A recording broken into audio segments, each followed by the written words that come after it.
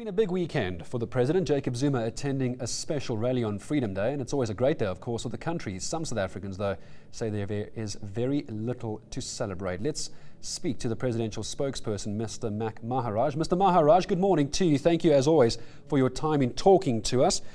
While there is an incredible amount to celebrate, and I have no doubt you'll elaborate, there are some South Africans who say they're not buying what the ANC is selling. What do you say to them?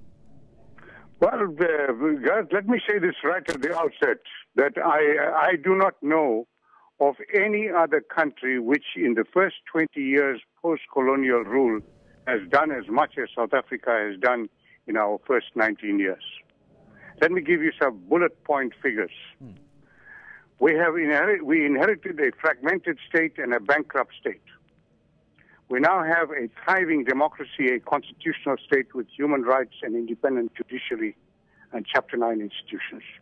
Let's look at our economy. We've expanded by 83% from 94. The national income per capita has risen by 40% since 94.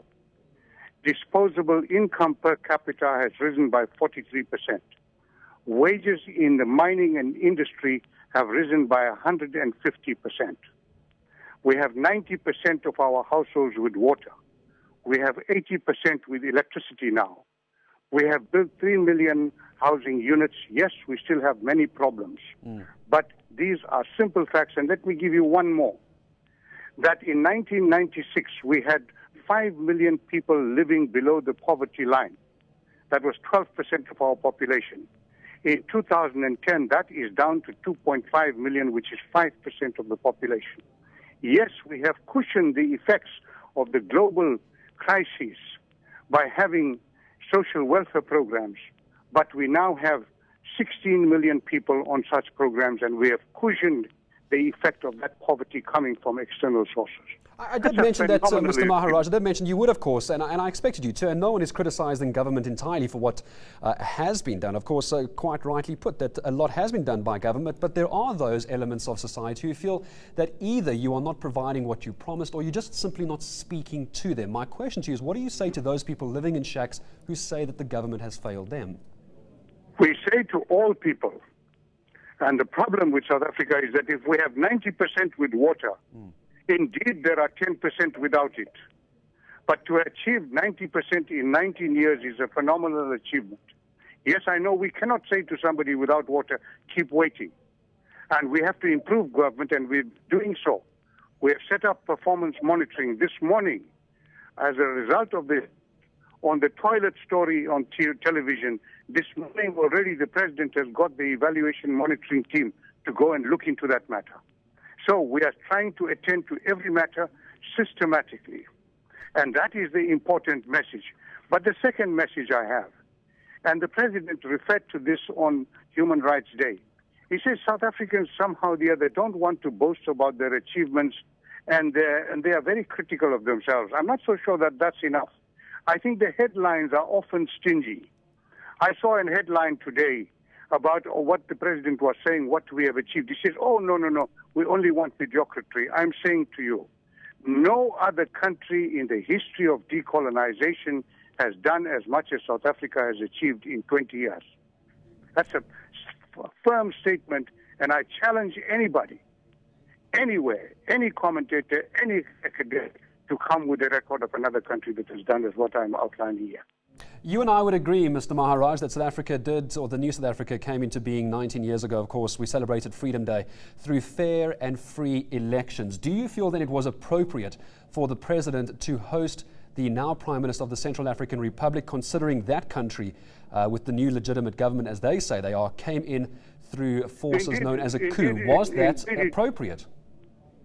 Indeed, it is entirely in keeping with our foreign policy. It is in the DNA of the ruling party that we have come to power through a democracy in order to integrate our country into the African continent. We are an African country, and we are committed to bringing about peace and stability and development in Africa as much as in South Africa. The issue in the Central African Republic has been straightforward.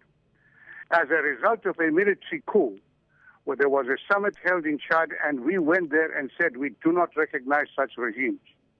The summit agreed with us and sent a delegation of foreign ministers to tell the self-appointed leader, not acceptable.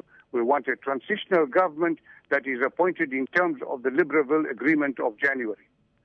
That has now been acceded to. A transitional government has been created. The summit meeting in 18th of April has recognized that transitional government, and it is part of that transitional government where the president sent the prime minister to meet our president in order to normalize our relations. And I think it is appropriate we do so because the summit, with the participation of partners such as the AU, the United Nations, the European Union, have all said, let us help now to ensure that there are proper elections within 18 months. And in the meantime, let's bring stability to that region, to that country, and help it to stand on its feet. That is the position, and we have now accorded it recognition in keeping with the Central African state's decision. The critics, though, as a final question to you, Mr. Maharaj, will make a statement suggesting that the former president, that's Francois Bozize, we were friendly with him as a country, that you are simply supporting his enemies. We were friendly with him because the EU recognized his government in 2006. And based on that recognition and appeal that we assist the country in its reconstruction, in keeping with that AU decision, we established relations. Since then, the conflicts arose in the country, and those conflicts led to the Libreville Agreement of January this year. That agreement was not adhered to, and a military group, rebels, installed themselves in power. We have refused to recognize it. We are busy normalizing the situation, taking that country to a proper elected government within 18 months' time. Mr. Maharaj, thank you very much indeed for talking to us this morning with a number of issues that we were able to raise, always tied down by time, though. My thanks to the presidential spokesperson. News that moves. eNCA.com.